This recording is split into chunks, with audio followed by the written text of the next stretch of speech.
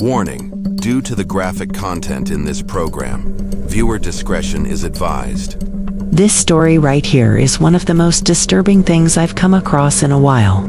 So brace yourself.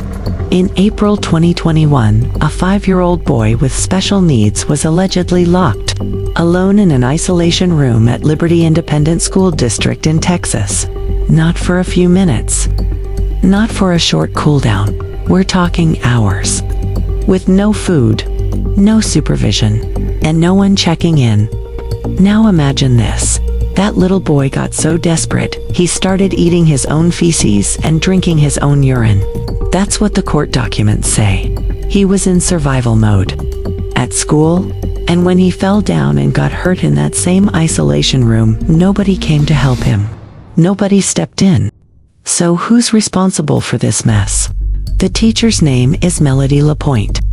She was 47 years old at the time.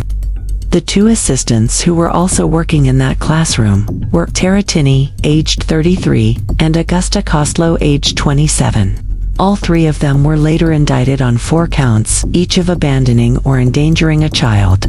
Now, here's where it gets even worse. After this happened, the school district says they pulled all 3 from the classroom and alerted Child Protective Services and law enforcement. They also reported them to the state board that oversees teacher certification. And you'd think that would be the end of it, right? Wrong. Because Melody Lapointe got hired again. Yup. She ended up working at Goose Creek Consolidated Independent School District at Hopper Primary School. She was upfront about the investigation during the hiring process. She even provided documents that said CPS had supposedly ruled out neglect. Her background check came back clean and Liberty ISD had given her a recommendation. So, Goose Creek hired her. Now flash forward to November 17, 2022. Melody Lapointe is arrested. At school, right in front of parents during dismissal, Goose Creek placed her on paid leave and sent out an email to all the families saying they had no idea it would come to this. They tried to reassure everyone that student safety was their top priority. But let's be real. That did not go over well. One parent said she was absolutely horrified. She couldn't believe someone under investigation for child endangerment had been allowed to work with kids again. And not just any kids. Elementary students. That mom said she used to feel safe sending her child to school. But now she's second-guessing everything. And honestly, who could blame her?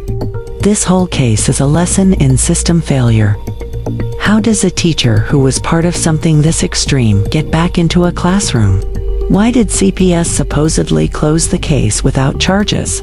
But then law enforcement came in with a full indictment. And why did Liberty ISD give a recommendation if they knew the full story? There's no excuse. A 5-year-old with special needs suffered, alone in a locked room to the point that he ate his own feces and drank his own urine. That is not discipline. That is not education. That is abuse. Period. Now all 3 women are facing serious charges. The legal process will have to play out. But even before the verdict comes in, this case is already shining a bright, ugly light on how broken things can get when schools fail to protect the most vulnerable students. We'll keep watching this one. Because if this could happen to one child in Texas, it could happen anywhere. And someone has to make sure it never happens again.